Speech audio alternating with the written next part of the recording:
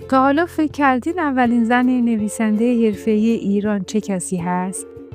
امروز داستان زندگی زنی رو میشنوید که نه فقط نویسنده بود، بلکه نماد ایستادگی و امید برای هزاران نفر شد. سلام، به کافه بیو خوش اومدین.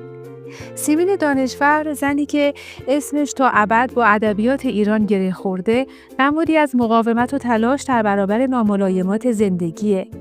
او در سال 1300 در خانواده‌ای فرهنگی به دنیا اومد.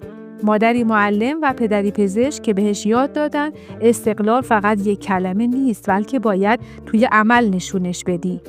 سیمین از همون بچگی عاشق ادبیات بود و تصمیم گرفت خودش رو وقف کلمات کنه. حتی وقتی جامعه اون زمان برای زن بودن و نویسنده شدن راه آسونی در نظر نداشت.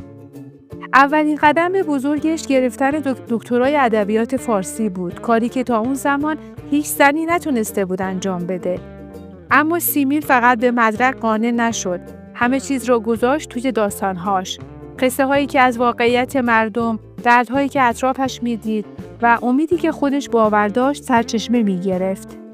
اولین کتابش به نام آتش خاموش نشون داد که یه نویسنده زن نه فقط میتونه داستان بنویسه، بلکه میتونه با کلماتش درباره آرزوها و دردهای واقعی حرف بزنه.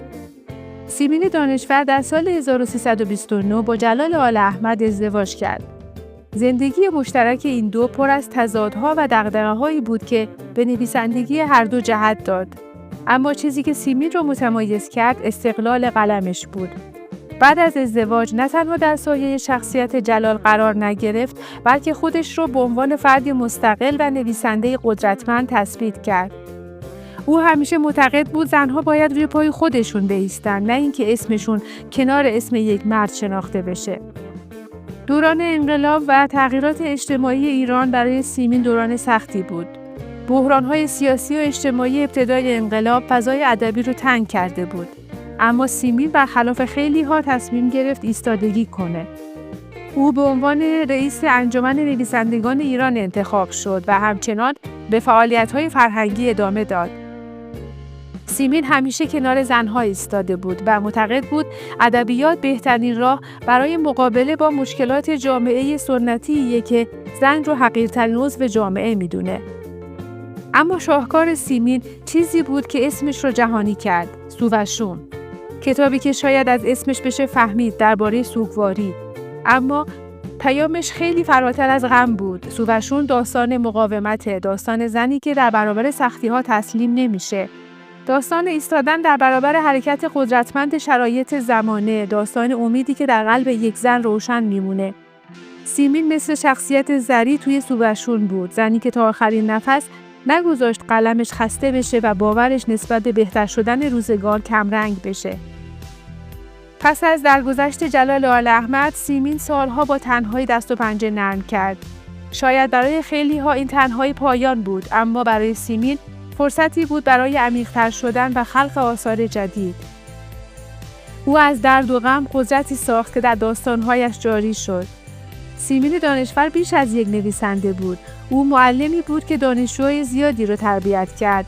صدای زنانی بود که سکوت جامعه بهشون اجازه حرف زدن نمیداد و چراغی بود که حتی در تاریکی‌های سخت‌ترین دوران سیاسی و اجتماعی روشن موند.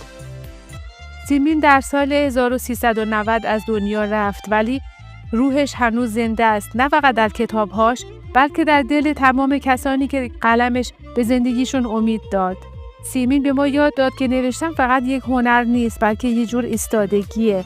ایستادگی در برابر سختی‌ها، ظلم‌ها و محدودیت‌هایی که شاید گاه غیر ممکن به نظر برسن. امیدوارم که روایت زندگی سیمین دانشور الهام بخش شما باشه.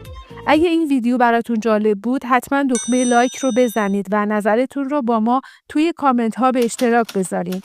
شما چه دیدگاهی درباره سیمین دانشور یا نقش زنان در ادبیات دارید؟ خوشحال میشیم نظرتون رو بدونیم. و اگه هنوز عضو کانال نشدید، همین حالا دکمه سابسکرایب رو بزنید و زنگوله رو فعال کنید تا هیچ ویدیوی جدید